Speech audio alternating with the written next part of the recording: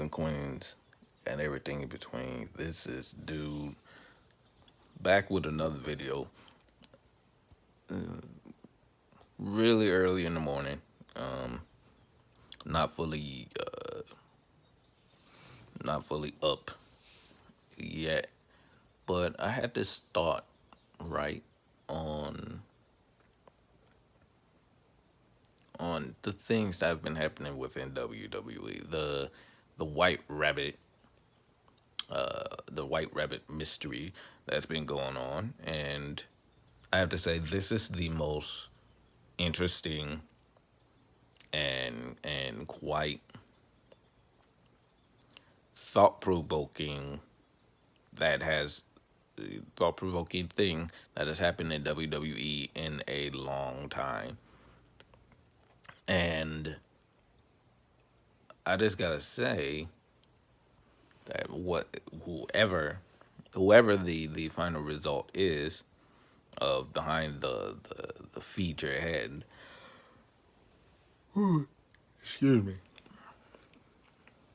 whoever's behind it, whoever they got is it's going to have a loud reaction. But all fingers are pointed towards the return of Bray Wyatt, who's probably just gonna change his character from the Fiend to the White Rabbit, which I don't mind it because the same ominous, creepy feeling is will still be there. I honestly believe so, and it will keep us guessing. You know, it will keep us on our toes. Who is he going after? What's going on? It feels like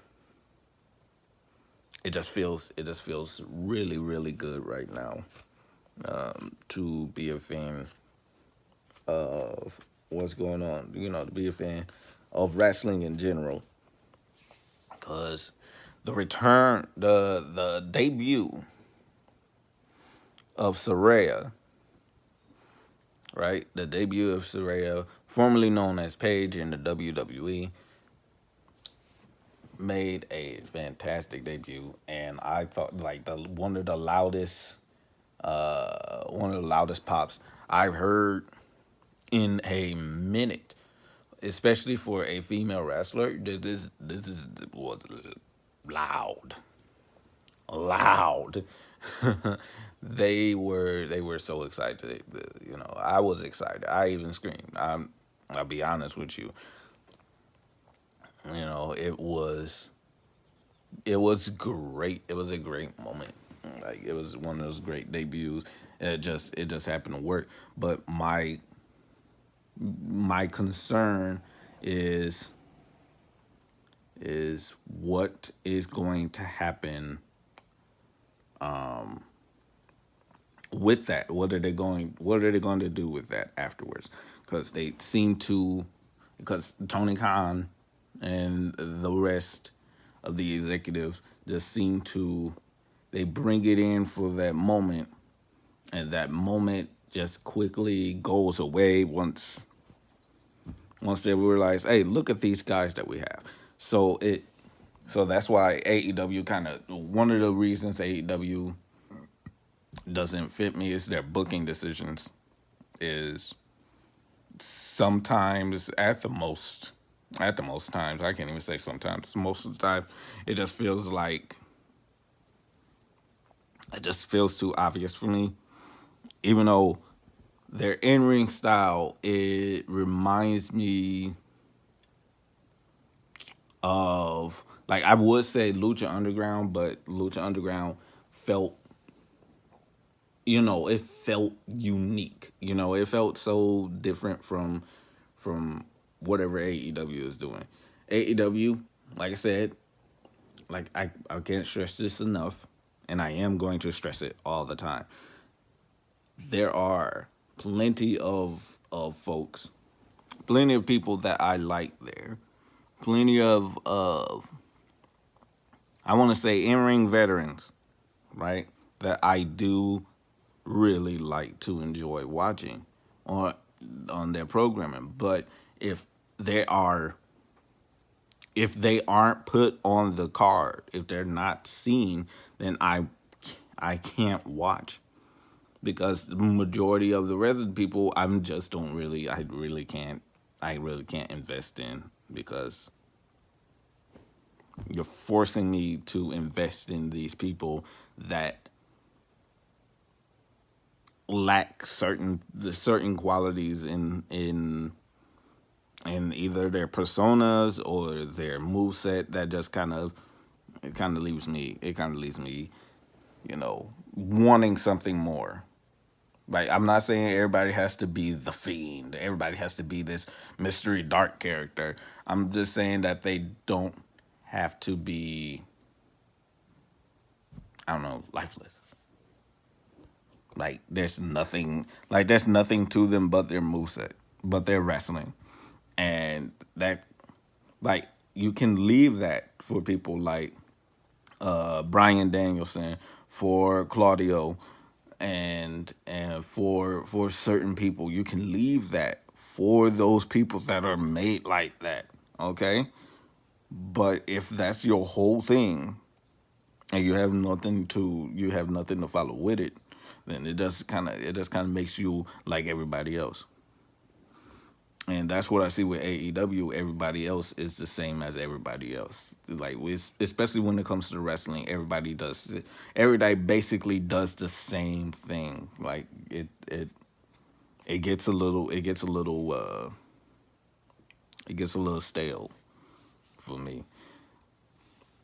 It's like, oh, but you watch WWE. Isn't most of their things still? They have their personas matches their moveset. And that's just my whole thing. But regardless of that, regardless of all that, I got into something that I shouldn't have. What WWE doing with the White Rabbit and the mystery behind it, with the games, the coordinates for Raw, which happens tomorrow. The Raw that's happening tomorrow, we should be getting another clue. And I believe we won't see this. We won't see who the White Rabbit is until Extreme Rules. And I'm fine with that.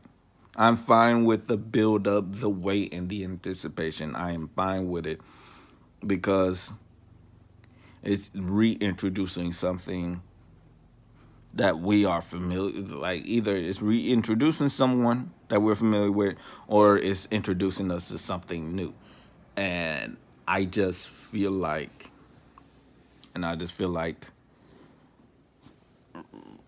the result, either way, will shock whoever it is. It will shock. That's just my honest, humbled opinion.